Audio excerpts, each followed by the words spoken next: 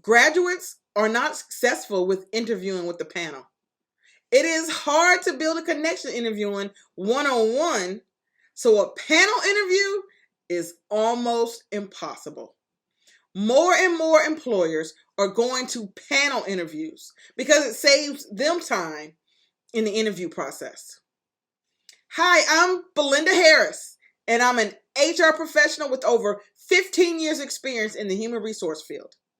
Every day, I post videos to help job seekers like you make the best choices for themselves. I have a master's degree in human resource development and certifications by the Human Resource Certification Institute and Society of Human Resource Management.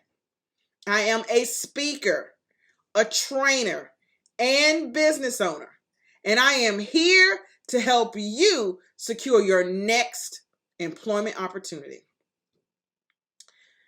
I work with a recent graduate who had a panel interview lined up. It was his first time interviewing with the panel, and he was nervous.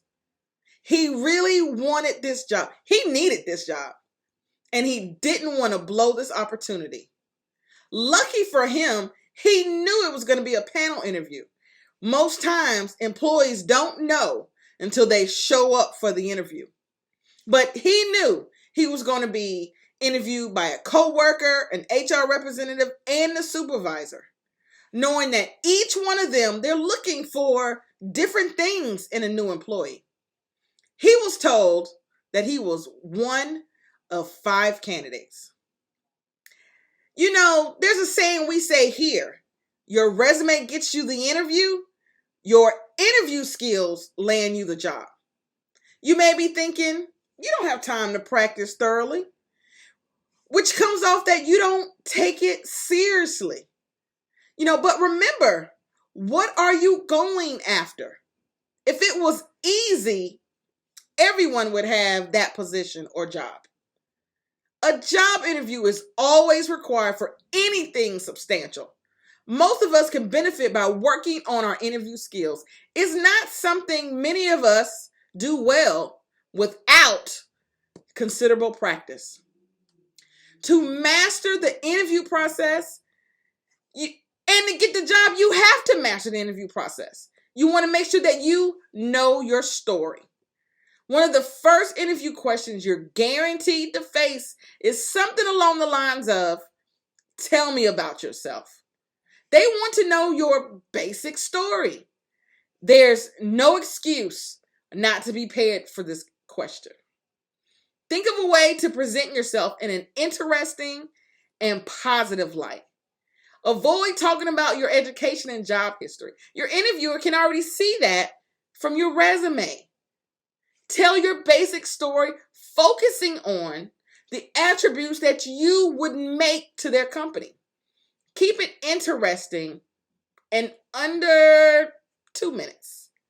You want to show that you are a real person rather than just another chemist or salesperson. For tell me about yourself, I advise people to talk about maybe their hobbies or interests they may have. I also add to talk about work-related project that you worked on. Remember not to get very personal. This is not the time to show pictures of your children, grandchildren, or fur babies. But it can be a great time to say, hey, I'm a fisherman. I go fishing as often as I can. I like getting up early, getting out there, the quiet of the water, and the patience to wait for the right fish to come by. Know your weaknesses. The second most common question you already know. What are your weaknesses? Avoid cliche answers like, I try too hard, or I care too much, or I don't have any weaknesses. If I had $1 for every time someone said those phrases, I would be a millionaire. Well, maybe not a millionaire, but you get the idea. HR people have heard that phrase too many times. It's not funny. It's not cute. Just don't use those phrases, please. Give an honest answer and then follow up with the solution you've implemented. Such as, in the past, I struggled with staying organized, but I've developed several habits and systems that greatly increase my organizational skills. For example, I create a to-do list the night before and prioritize my tasks for the day. Simple. Always, though, when you list a weakness, follow it back up with a strength. Never just let it stay on your weaknesses. Get plenty of practice, interview practice. There are many books and websites with the most common interview questions. Practice answering them aloud. Voice record your answers and listen to them. How do you sound?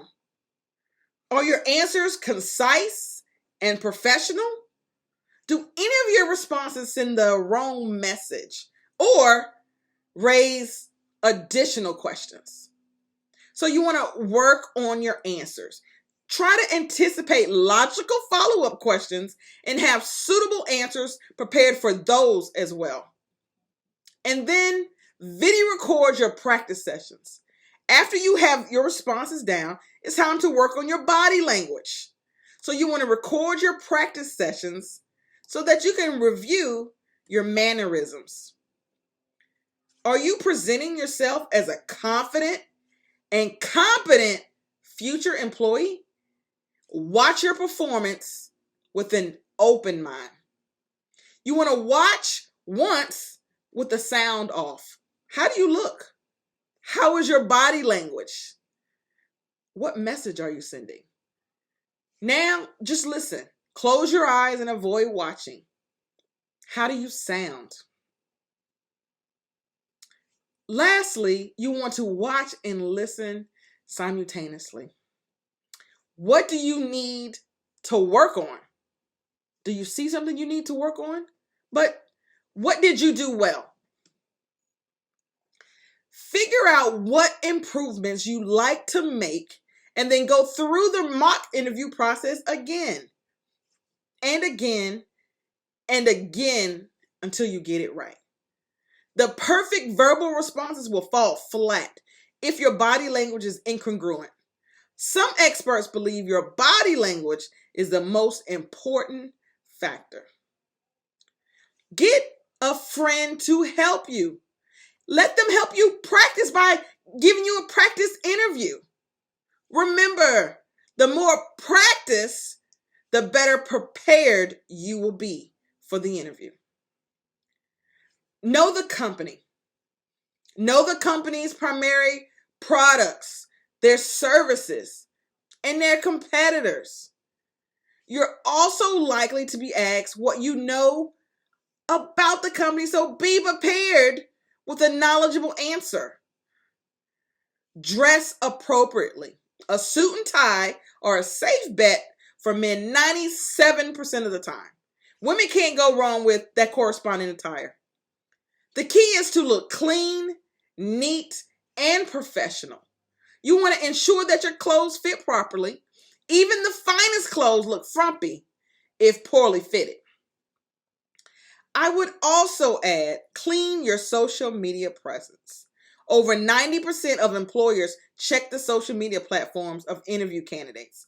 Go through your Facebook, Instagram, Twitter, and other accounts. Delete anything that might seem unsavory to a potential employer. You want to make sure the skills listed on your resume, though, is also listed on your LinkedIn account. You want to visualize success. Imagine yourself in the interview, presenting yourself perfectly. See yourself answering those questions calmly. It's challenging to be successful if you can't see it in your mind first. You've already impressed your potential employer with your resume. Now it's time to stand out when you meet them in person. Remember, your resume gets you the interview. Your interview skills land you the job. If this video brought you any value and you're wondering what to do next, first, subscribe to our channel. We post videos daily on topics such as this.